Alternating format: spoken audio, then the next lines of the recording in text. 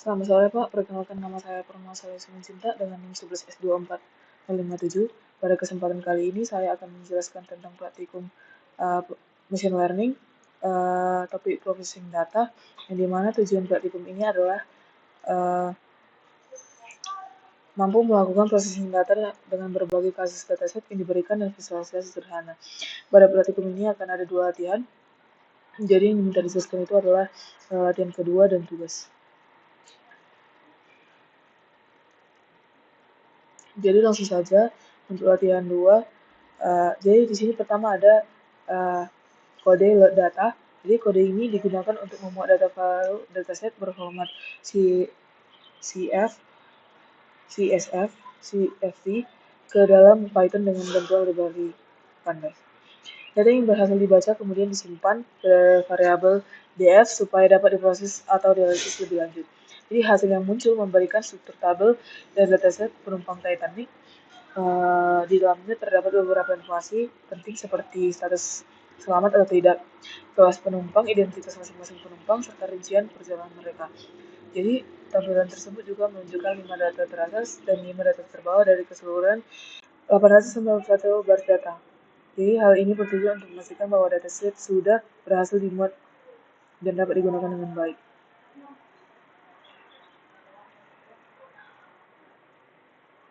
Soalnya di sini ada melihat data kosong. Jadi kode df is null sum ini dipakai untuk mengecek dan menghitung jumlah data kosong di setiap kolom. Dari hasilnya terlihat bahwa kolom H memiliki 177 data kosong, cabin memiliki 697 data kosong, dan bucket 2 data kosong, sedangkan kolom nilainya sudah lengkap. Jadi informasi penting untuk menentukan apakah data yang kosong perlu dihapus atau diisi sebelum dilakukan analisis. Selanjutnya melihat nilai skew dan mengisi nilai kosong dengan median. Jadi kode ini menjelaskan proses adalah untuk menangani nilai hilang pada dataset. Awalnya digunakan df is null sum untuk melihat jumlah data kosong dan ditemukan kekosongan pada kolom H 177 dan kabel 687 serta M bucket itu 2. Kemudian dilakukan pengecekan skewness pada kolom H untuk menentukan cara pengisian. Karena distribusi mendekati normal, skew mendekati 0, nilai kosong pada H diisi dengan median. Sementara itu nilai kosong pada M bucket diisi menggunakan modus atau nilai yang paling sering muncul. Soalnya yang df is null sum ini pada tahap ini dilakukan untuk menangani data yang kosong agar dataset lebih rapi sebelum dianalisis. Dari pengecekan dengan baris ini terlihat bahwa kolom H, cabin, dan embarknya itu masih memiliki data yang hilang. Jadi untuk menentukan cara pengisian, dicek terlebih dahulu nilai skewness pada kolom H.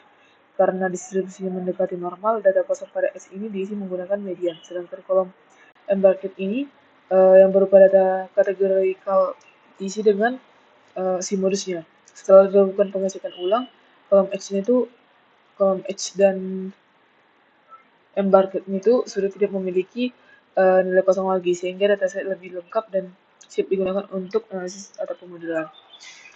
Yang selanjutnya masuk ke encode kolom H, memanggil encode dan encode data. Jadi pada tahap ini dilakukan penanganan data kosong sekaligus mengubah variabel kategorikal menjadi numerik. Dari pengecekan awal terdapat nilai yang hilang pada kolom H, cabin, dan embarked. Karena distribusi H cenderung normal, nilai kosong itu diisi dengan median, sedangkan embarked itu diisi menggunakan modus. Setelah semua data terisi, kolom seks kemudian digunakan untuk bentuk numerik menggunakan library encoder, sehingga data seperti male dan female dikonversi menjadi angka 0 dan 1.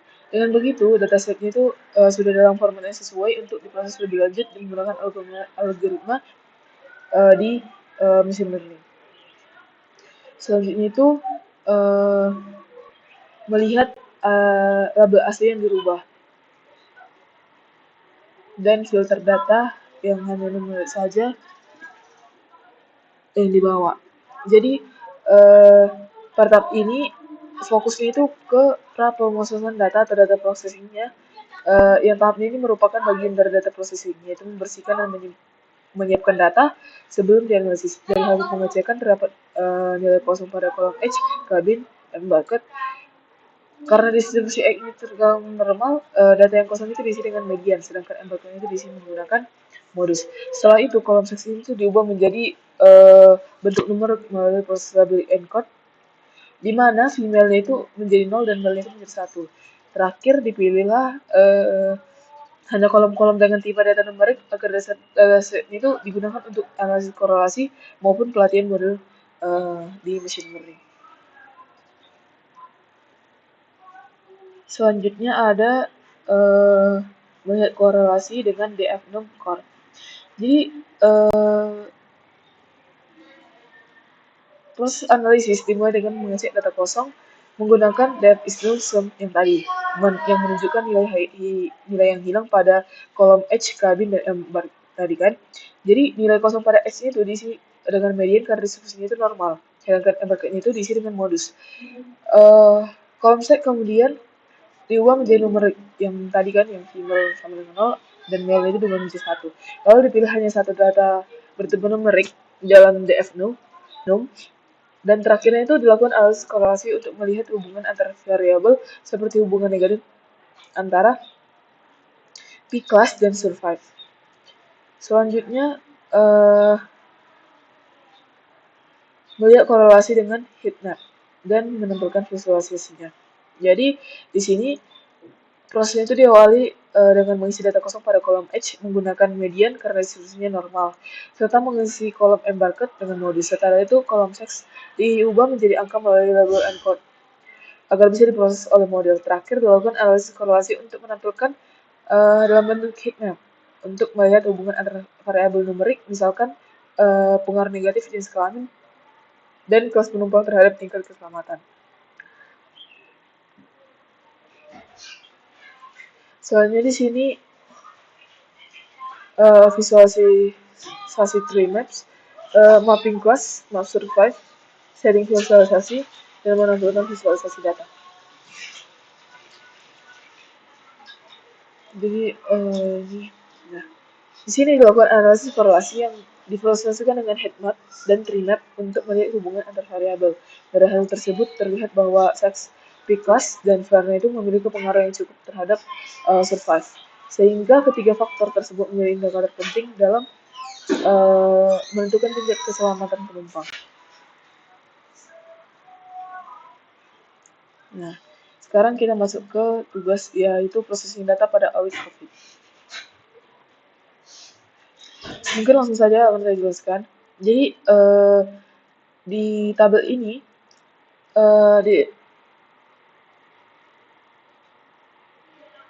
diperhatikan proses data load menggunakan library pandas di Python, misalkan melalui Google Colabs. Ini sebenarnya saya jalankan di Google Colabs. Jadi digunakan untuk membaca file dataset COVID-19 berformat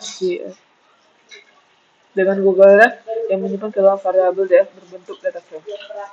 Setelah berhasil dimuat, data ditampilkan dalam bentuk tabel yang berisi baris dan kolom. Jadi dataset ini buat berbagai informasi terkait perkembangannya.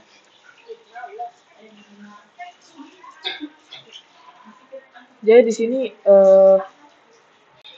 sudah disusun. Jadi di sini sudah disusun berdasarkan kode negara atau ISO code benua, lokasi serta tanggal.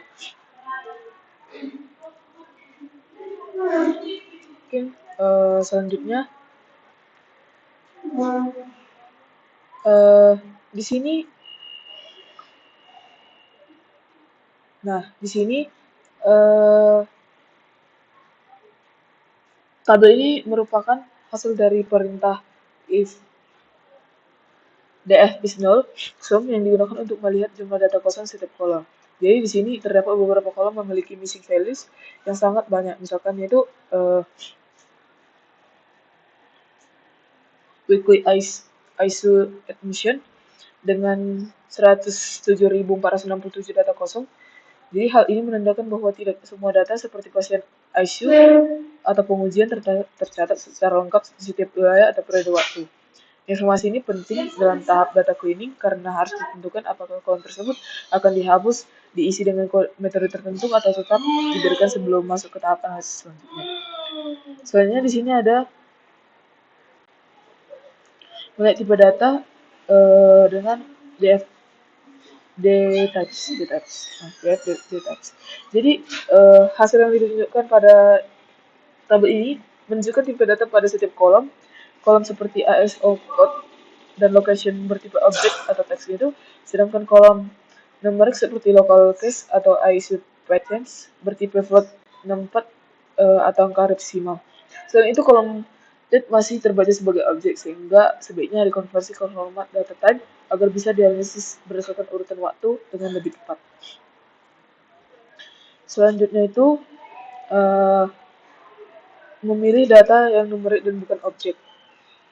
Jadi di sini saya mengecek tipe data setiap kolom dengan perintah data types, dtypes untuk memastikan mana yang termasuk numerik dan mana yang kategoris sehingga tidak terjadi kesalahan pada saat proses perhitungan. Di akhir tahap profiling data ini saya melakukan seleksi berdasarkan tipe data yang memisahkan kolom numerik secara otomatis agar proses cleaning dan selanjutnya menjadi lebih mudah dan terarah.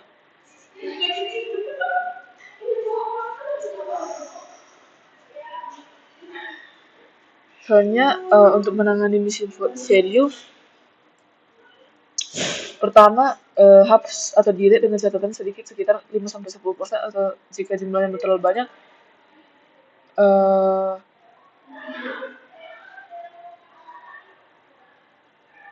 di atas 50%. Imputasi atau isi dengan catatan 10 lebih kecil dari 10 data hilangnya itu antara 10% sampai 50% dan biarkan dengan catatan sangat sedikit data kosongnya sekitar di bawah 15%. Namun ini tidak disarankan. Jadi pada tahap ini yang menyebutkan kalau data yang isinya numerik ini saya menyimpan nama-nama kolom bertipe numerik ke dalam sebuah list bernama numeric calls. Kolom yang masuk ke dasar ini mencakup data kuantitatif seperti jumlah kasus COVID-19, angka kematian, dan berbagai indikator kesehatan lainnya. Dengan memisahkan kolom numerik ke dalam satu variabel khusus, saya menjadi mudah melakukan perhitungan atau proses cleaning, misalkan mengisi data missing values secara otomatis pada semua kolom angka tanpa mengganggu kolom bertipe teks.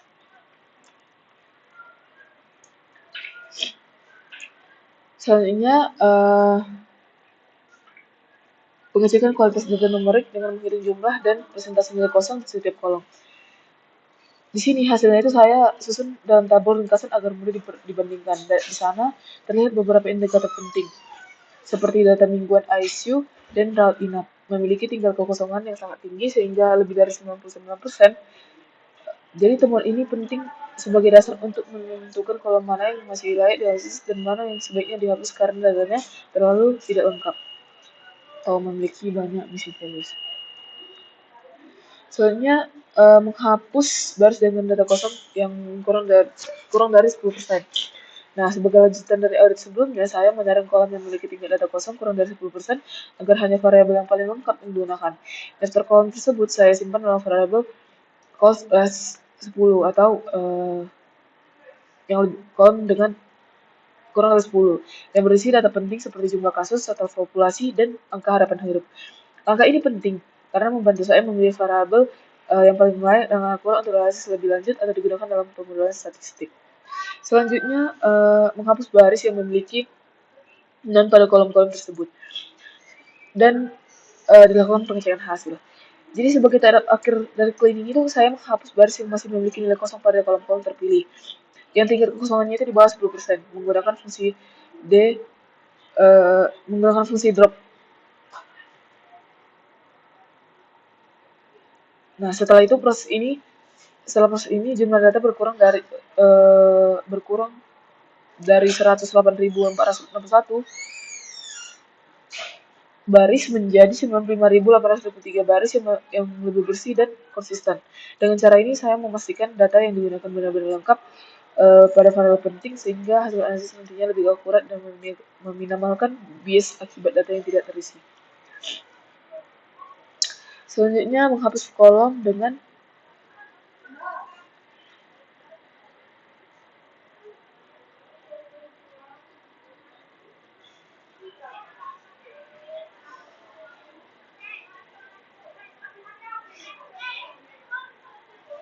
missing value menghapus kolom dengan missing value lebih besar dari 50%.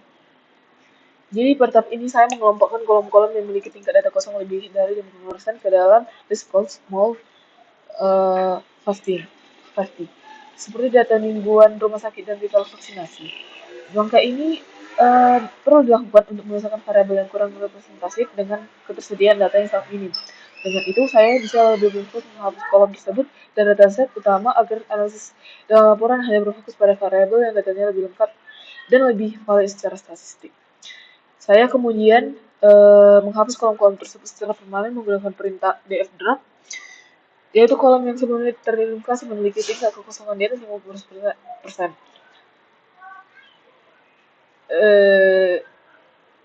Dengan langkah ini, dataset menjadi lebih ringkas dan terfokus pada variabel yang datanya lebih lengkap, sehingga lebih layak untuk memiliki kualitas dan kuat untuk dianalisis lebih lanjut. Selanjutnya, imputasi data. Di sini pertama akan diambil yang hanya kolom numerik dan dihitunglah missing value yang hanya kolom numerik tersebut. Jadi di sini setelah menghapus kolom dengan tingkat kosongan yang tinggi, saya melakukan pengecekan ulang pada kolom numerik dan sesuai dengan perhitungan kembali jumlah dan presentasi nilai yang hilang. Hasilnya itu menunjukkan bahwa variabel seperti tingkat kemiskinan ekstrim, kebiasaan merokok, dan angka harapan hidup ini memiliki data presentasi yang jauh lebih rendah, yaitu di bawah 20%. Jadi ini dilakukan untuk memastikan kualitas dataset semakin baik serta mengetahui kolom mana yang masih perlu ditangani, misalnya dengan imputasi menggunakan mean atau median sebelum data digunakan nanti untuk dianalisis korelasi maupun peramalan statistik. Selanjutnya, kolom yang akan dilakukan perhitungan skill. Jadi pada tahap ini dikumpulkanlah kolom numerik yang terpilih dalam variabel pada kolom ini untuk menguji nilai skewness dengan kemiringan distribusinya. Jadi langkah ini dilakukan untuk menentukan metode imputasi yang paling cepat. Jika distribusinya itu sangat simetris, saya menggunakan mean, sedangkan jika datanya itu miring atau memiliki nilai ekstrim, saya memilih median agar hasil analisisnya itu tidak terpengaruh oleh outlier. Selanjutnya ke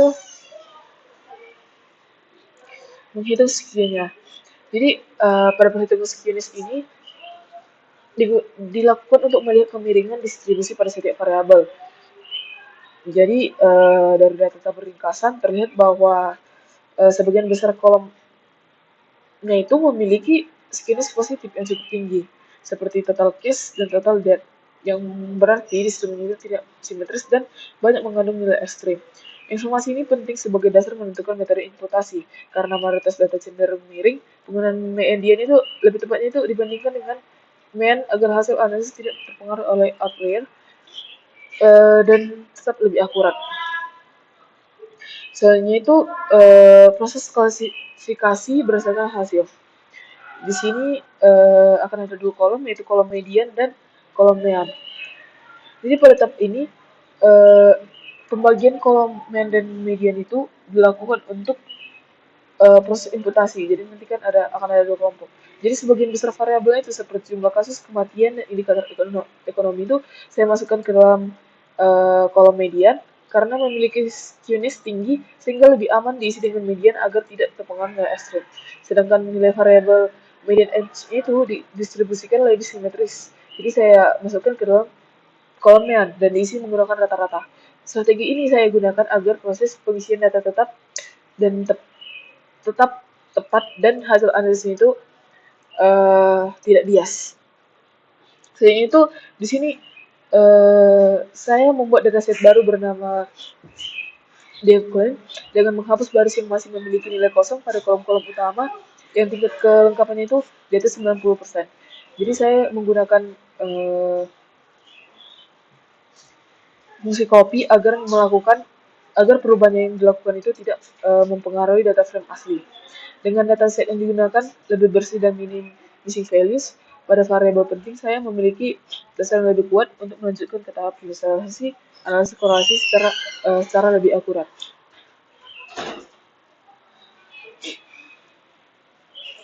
Selanjutnya proses imputasi median dan imputasi mean. Proses selanjutnya adalah melakukan imputasi otomatis dengan menggunakan perulangan atau looping untuk mengisi seluruh nilai kosong pada dataset div-coin. Jadi variabel yang termasuk ke dalam median calls ini saya isi dengan median karena distribusinya miring dan rentan terhadap outlier. Sedangkan variabel dalam mains seperti median edge saya isi dengan rata-rata karena distribusinya lebih seimbang. Setelah proses ini selesai, dataset menjadi lengkap tanpa missing value, sehingga sudah siap digunakan untuk analisis yang lebih akurat. Selanjutnya di sini pengecekan hasil data bersih. Di sini saya melakukan pengecekan ulang terhadap kebersihan data menggunakan fungsi isNull. Kemudian saya melakukan pengecekan ulang menggunakan isNull sum pada dataset DebtCoin untuk memastikan tidak ada lagi data kosong. Hasilnya menunjukkan bahwa proses cleaning imputasi sebelumnya sudah berhasil karena hampir semua variabel utama seperti kode ISO, lokasi, serta data kasus dan data kemudian ini sudah bernilai 0 pada missing value. Walaupun masih ada beberapa kolom non-numerik seperti kontinen dan task units yang belum sebelumnya lengkap. Jadi variabel kuantitatif itu pentingnya itu sudah bersih dan siap digunakan untuk analisis statistik maupun visualisasi tanpa risiko error akibat data kosong atau missing values. Nah, selanjutnya itu pengecekan outlier. Di sini saya membuat box plot untuk semua kolom numerik guna melihat adanya outlier. Pada grafik Newcastle per million ini terlihat beberapa detik berada jauh di luar garis utama box plot yang menunjukkan adanya nilai ekstrem pada jumlah kasus baru di beberapa wilayah. Jadi, temuan ini mendukung hasil analisis QNIS sebelumnya bahwa distribusi data itu memang tidak simetris karena banyak outlier. Hal tersebut juga memperkuat keputusan saya menggunakan median dalam proses imputasi agar hasil analisisnya itu tetap lebih stabil dan tidak terpengaruh nilai ekstrem.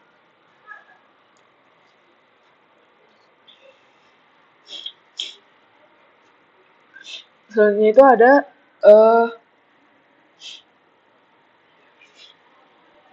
menentukan batas bawah dan batas atas pada setiap kolom numerik yang berguna untuk mendeteksi outlier.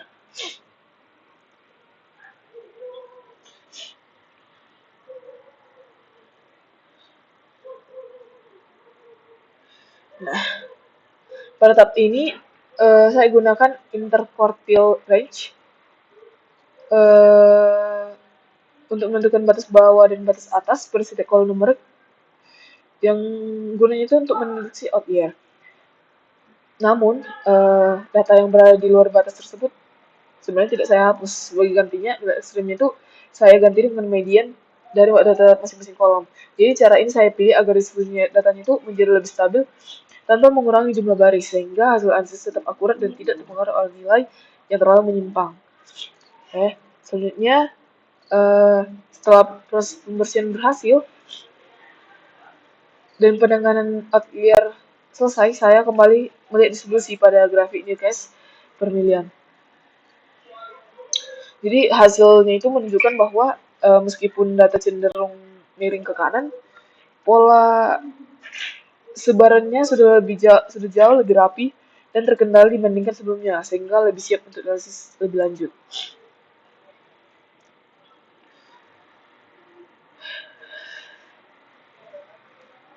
Yang selanjutnya itu saya membuat histogram untuk melihat pola distribusi data setelah proses cleaning dan proses penanganan outlier selesai.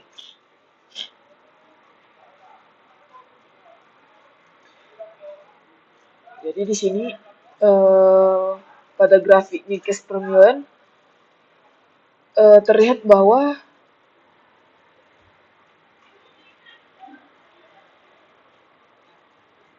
distribusi ini itu masih cenderung miring ke kanan sebenarnya. Tetapi penyebaran datanya itu sudah jauh lebih teratur.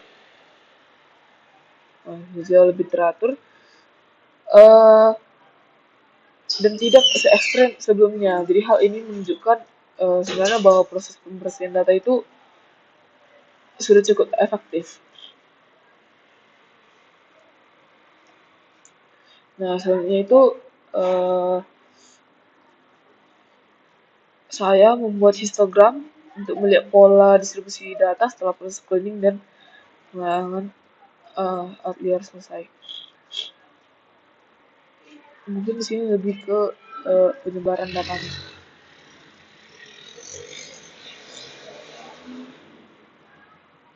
Nah, di sini pada grafik new case per million terlihat bahwa distribusi masih cenderung miring ke kanan, tetapi penyebaran itu data sudah lebih teratur dan tidak se-ekstrem sebelumnya. Berarti memang si si pembersihan datanya itu sudah cukup efektif untuk kasus ini. Yang paling terakhir, saya membuat visualisasi interaktif untuk menampilkan khususnya perkembangan eh, total case dari waktu ke waktu secara global. Melalui grafik ini, pergerakan data dapat diamati secara dinamis sehingga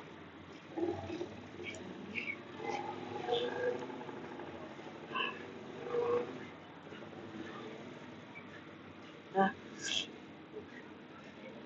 sehingga, jadi kita bisa melihat grafik ini.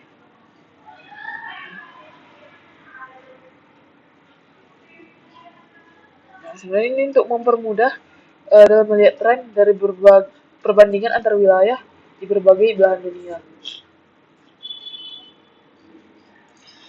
Nah, eh, berdasarkan praktikum yang saya lakukan, saya menyadari bahwa tahap processing itu sangat menentukan kualitas analisis maupun model machine learning yang akan dibuat. Pada dataset Titanic, di latihan pertama, saya memulai dengan pengecekan mesin values, kemudian mengisi kolom H menggunakan median karena distribusinya cukup normal, serta mengisi embarknya itu dengan modus. Saya juga melakukan tabel encoding pada kolom teks agar bisa diproses untuk bentuknya numerik. Setelah itu saya menganalisis korelasi menentukan bahwa faktor jenis kelamin serta penumpang memiliki pengaruh terhadap tingkat keselamatan itu pada latihan 2. Sementara itu pada kasus dataset COVID-19 dari Our Work in Data, proses membersihkan gangguan dengan kompleks karena jumlah kolom dan data kolom itu sangat banyak. Saya menghapus kolom dengan tingkat kekosongan tinggi itu melakukan imputasi berdasarkan nilai skewness atau median dan mean, serta menangani outlier itu menggunakan metode IKR agar distribusi datanya itu lebih stabil dari berbagai visualisasi seperti box plot, histogram, dan scatter plot. Terlihat bahwa banyak variabel memiliki distribusi tidak simetris akibat nilai ekstrim. Jadi secara keseluruhan, praktikum ini membuat saya memahami bahwa hasil analisis yang aku sangat bergantung pada processing data yang dilakukan dengan teliti di awal. Jadi mungkin sekianlah penjelasan praktikum yang bisa saya sampaikan. Jika ada kesalahan mohon dimaafkan. Terima kasih.